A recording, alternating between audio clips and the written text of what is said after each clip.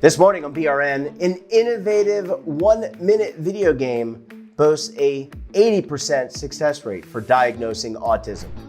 Joining me now to discuss this and a lot more, Dr. Bahar Tuncgenc is with Nottingham Trent University, and Dr. Stewart Mostofsky is with Kennedy Krieger Institute. Bahar, Stewart, great to see you. Thanks for joining us on the program this morning. Pleasure to be here. Thank you for having us. Absolutely. And we're going to talk in our second part, which will air tomorrow. We're going to talk about your new innovative video game, Cami. But I want to start with a very basic question. How difficult is it for practitioners to diagnose autism? Thanks for the question, Jeff. I think that this is an important, crucial aspect of what motivated us in our research. It can be challenging. It varies depending on the situation, the child's presentation, but it certainly requires a considerable amount of effort, usually with multiple practitioners who are familiar and have deep experience and education in understanding autism. The one of the more challenging aspects, in fact, that particularly motivated this research study is that not only is the challenge determining whether a child has autism or doesn't have autism, the challenge often can be if the child doesn't have autism, do they have a different developmental challenge that is contributing to why they present to the clinic? Or, and this is where it really gets tricky, might they have a combination of difficulties that include autism, but also include some of these other developmental diagnoses? So, for instance, attention deficit hyperactivity disorder. So you can have a child who presents and they might have autism. They might not have autism and instead might have ADHD or a language disability or other challenges. And then what makes it even more complicated is they might have all of those things. So in other words, they might be presenting with a combination of these conditions. And Bahar, I mean, this has got to be, this complexity in diagnosing probably is very difficult for parents of children that maybe are in this category, which can also lead to a longer road to diagnosis and also greater expense. That's exactly right. I think it depends on the country and the specific health system, how much exactly those things cost or how long that they might take. But for example, in the UK, it can take up to 3 years for a child to get diagnosis on the national health system. And part of the reason for that is because of the complexities that Stuart just mentioned, because the pathway to care and referrals can be quite lengthy with lots of practitioners involved. And some of that is for good reason. So again, autism is a very heterogeneous condition, meaning there might be some autistic individuals who are maybe university graduates and winning world-leading awards and so on the one hand, and there might be other autistic individuals who really are unable to lead an independent life on the other hand. And so, and everything else in between as well. Famously, there's the saying that if you've met one autistic person, you've met one autistic person, not because they're all very different from each other. So if you imagine those very different presentations coming to the clinic, it might sometimes be harder to distinguish what specifically this child's needs are, and what kinds of provisions need to be put in place, and so on and so forth. So that might take a lengthier process, and that is for right reasons. And I don't really see CAMI replacing that necessarily. I think that sort of thorough clinical assessment is absolutely crucial. And I think we would all, as the CAMI team, we would all agree that that is necessary and that would continue.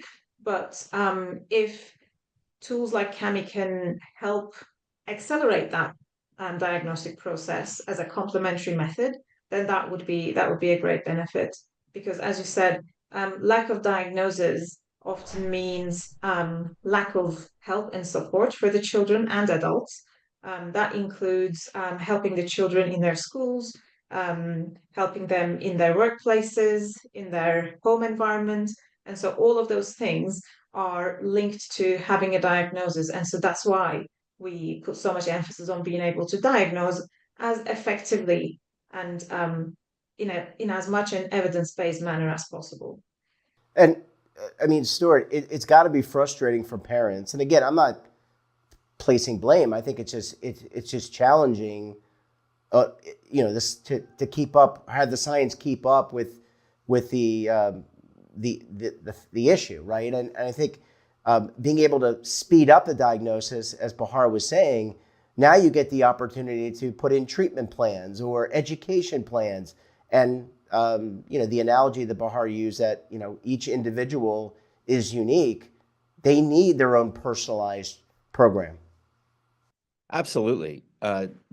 In all my years of clinical experience, my mentor used to like to say that brains are like faces, or she still likes to say that brains are like faces. Everyone is different, and these presentations vary.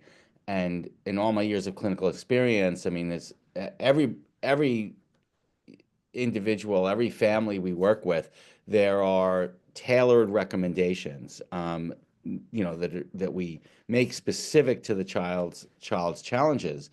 And as Bahar mentioned, the heterogeneity, the range of presentation, a range of heterogeneous presentation across autism is substantial and requires that you really carefully consider what is going to meet the needs of that individual child. In some way, the diagnoses are crucial, but more crucial is figuring out what is going to improve outcomes for that child and their family. And that's one of the advantages to the approaches that we're taking too, and leveraging these technological advances to improve identification, is that it's not only that it helps in the yes no checkbox of, is this autism, is this not autism, is it a different developmental disability such as ADHD or developmental language disorder or not. Most crucially, what it does is it addresses the heterogeneity in ways, can help to address the heterogeneity in ways that help you figure out what might best improve outcomes. So if a child really does have substantial challenges with imitating other people's actions, then that really could inform therapy for improving social skills, communication, learning all types of skills that one needs to function in life, within the classroom or otherwise. And that and tailoring those approaches to that individual child. So if somebody has difficulty with imitation, then you're going to want to think about teaching them skills in a way that is different from how you might teach other children. Well, I mean, it sounds like technology is going to play, or does play, a very important role in speeding up, expediting the diagnosis process, and therefore getting the child closer to treatment. We're going to conclude this part of the conversation, but when we come back tomorrow, we're going to talk about some technological innovations like CAMI to see how it's helping improve the diagnosis. Bahar, Stewart, thanks so much for joining us. We look forward to having you back on the program again tomorrow morning. Thank you. Looking forward to it. Great, thank you. And don't forget to subscribe to our daily newsletter, The Morning Pulse, for all the news in one place. Details, of course, at our website. And your subscription supports all BRN content. And as I said, we're back again tomorrow for part 2 of our conversation about how a 1-minute video game can help diagnose autism. You're not going to want to miss it.